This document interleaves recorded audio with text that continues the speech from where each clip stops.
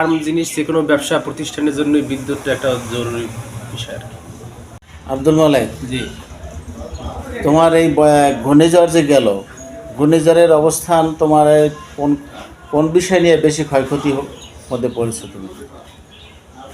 রুমেল ক্ষতিগ্রস্তর বিষয় হলো আমার আছে ফার্ম আছে। ফার্ম হলো একটা একটা গাছ পড়ছে, দুইটার উপরে গাছ পড়ছে, আর একটা মোটামুটি একটু ভালো ছিল, আর পানি উঠে গেছিল প্রায় মোটামুটি, আর মনে হয় আধা ঘন্টা থাকলেই পানি উঠে যেত বেশি। এরপরও ওই যে অস্থায়ী বাঁধ সিস্টেম যেটা সেটা দিয়ে যত রাখা গেছে আর কি। তারপর আর মজার কাহিনী হলো যেদিন বন্যা শুরু ওই দিন সন্ধ্যায় আবার বাচ্চা আসছে হলো 320 পিস। 320 এখন আমাদের ওই এই সিস্টেম হলো ব্রয়লারের সিস্টেম হলো প্রথম 6 দিন ব্রুডিং করা লাগে, মানে এগুলোর তাপ দেওয়া লাগে, একটা মুরগির বাচ্চার মায়ের যে তাপটা ওই তাপটা দেওয়া লাগে বাতির মাধ্যমে। এখন কারেন্ট নাই, এখন কী করবো?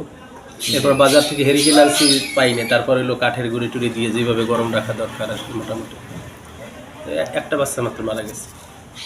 তাতে মানে হেরিকেনও ব্যবহার করা লাগছে হেরিকেন আর কাঠের গুঁড়ি সিস্টেম, মানে প্রাচীন পদ্ধতি আর কি মুরগি পালন। পালানোর জন্য।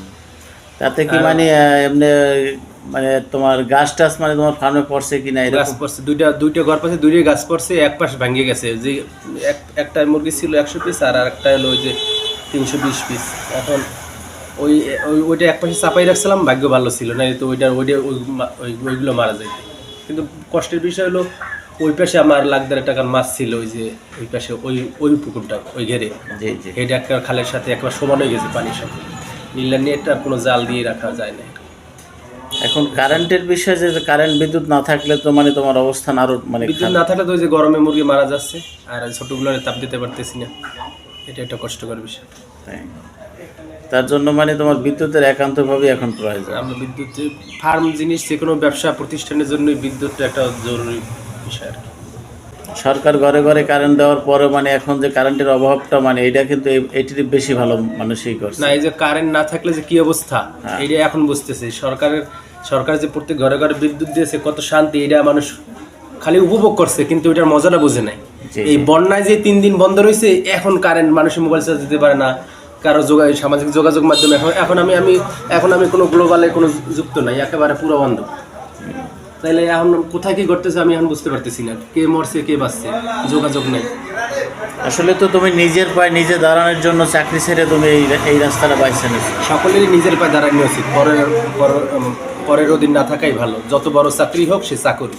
আমরা তো মানে তোমাকে মনে করছিলাম যে বড় চাকরি বাদ দিয়ে আসলা কেন, বা আমরা হয়তো পাশে কোণে এইভাবেই মানে করছি, কিন্তু তুমি কেন ব্যবসায়? না, আমি ওইখানে যত ইনকামই করি ওটা আমার ওই একটা ফিক্সড, যেমন 1 লাখ করবো 1 লাখে, 1,10,000 হবে না। কিন্তু ব্যবসায় এরকম সুযোগ নেই। ব্যবসায় 30 হবে, 1 লাখ 2 লাখ হইতে পারে, আবার নাও হইতে পারে, লস হইতে পারে। এই ইনকামটা একটা নির্দিষ্ট লিমিটের মধ্যে আটকাই রাখা ঠিক নেই এটা আর কি। এটার জন্য সাহস থাকা দরকার, ঝুঁকি নেওয়ার মানসিকতা থাকা দরকার, সেটা অনেকে থাকে না আর কি। এই ভয়ে অনেকে চাকরি ছাড়তে চায় না আমার ধারণা। তুমি ভালো একটা উচ্চ শিক্ষিত মানুষ, তুমি কিন্তু এইটা মানে মেধাটা এখন তুমি মানে এই ব্যবসার ক্ষেত্রে দিচ্ছ। সকলেরই মেধা আছে, তারা খাটানো উচিত, বিশেষ করে যে যেটা নিয়ে শিক্ষা গ্রহণ করছে ওই বিষয়ে। যেমন আমি টেকনিক্যাল স্কুল অ্যান্ড কলেজে পড়ছি, এটা এই পোলট্রি রিয়ারিং অ্যান্ড ফার্মিংয়ের উপর 2 বছর যুব উন্নয়নের ট্রেনিং দিছি, IPM এর ট্রেনিং দিছি। এই শিক্ষা গ্রহণের বেসিক জিনিসটা আমার মধ্যে আছে, যার কারণে আমি কিন্তু ব্রয়লার ফার্ম লেয়ারের এগুলো আস্তে আস্তে শুরু করতেছি, মাছের কিছু আছে। তো ইনশাল্লাহ মনে হয় আল্লাহ যদি দয়া করে তুমি স্বাবলম্বী হতে পারবে একদিন।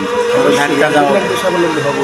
শুরুর দিকে একটু কষ্ট হবে, যে কোনো জিনিসের শুরুর দিকে কষ্ট আছে, ওই কষ্টটা কাটাই উঠতে পারলেই হবে আর প্রত্যেকটা মানুষই তো আশায় করে। অবশ্যই। তবে চাকরি না করাই ভালো সকলের জন্য। চাকরি করলে 30 বছর চাকরি আজকে কোম্পানি না করে দেবে, কালকে হয়েছে কিন্তু ফকির। ওই চিন্তাই মানুষ হার্ট অ্যাটাক করে চাকরিজীবীরা মারা যায়, যে কালকে চাকরি না থাকলে খাওয়া মুখ। কিন্তু আমার ওরকম চিন্তা নেই, কালকে চাকরি না থাকলে খাবো।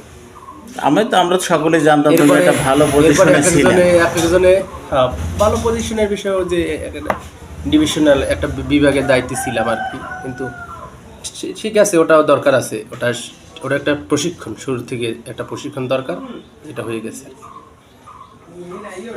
চাকরিতে থাকলে হলো কি অনিশ্চয়তা, প্রতিদিন চাকরি যায়। তোমার মতন যারা মানে শিক্ষিত মানুষ, তাদের কি উদ্দেশ্যে কিছু হয়তো? প্রত্যেক শিক্ষিত মানুষই একটা কিছু নিজের জন্য করা উচিত। যেমন সে যদি একটা প্রতিষ্ঠান করে, ওই প্রতিষ্ঠান আস্তে আস্তে বাড়বে, কমবে না কখনো। চাকরির পাশাপাশি করা সম্ভব কিনা? চাকরির পাশাপাশি করা সম্ভব, ওটা হলো বুঝতে হবে, ওটা অ্যাকাউন্টিং বুঝতে হবে, এই বিষয়ে আবার ওটা অ্যাকাউন্টিংয়ের বিষয়, সে তার আয় কেমনে করবে, কোথায় ব্যয় করবে, কোথায় কেমনে করবে, প্রাইমারি ইনকাম সেকেন্ডারি ইনকাম, এটা আলাদা বিষয়। কিন্তু শুরু করা উচিত আর কি, বসে না থেকে। বেকার বাবার 100 টাকা 200 টাকা খরচ না করিয়া একটা গরু নিয়ে পড়ে থাকলে আস্তে আস্তে বাড়বে, 2টা গরু হবে, 4টা 5টা 10টা গরু হবে, একটা ছাগল নিয়ে এলে 2টা 5টা 10টা ছাগল হবে, অসুবিধা কি? দেশি মুরগির ফার্ম আছে, এগুলো করলো বিভিন্ন বড় রকমের ইয়ে আছে। ভালো আছে? আচ্ছা, তা তুমি ভালো থাকো, সুস্থ থাকো। আচ্ছা। Thank you.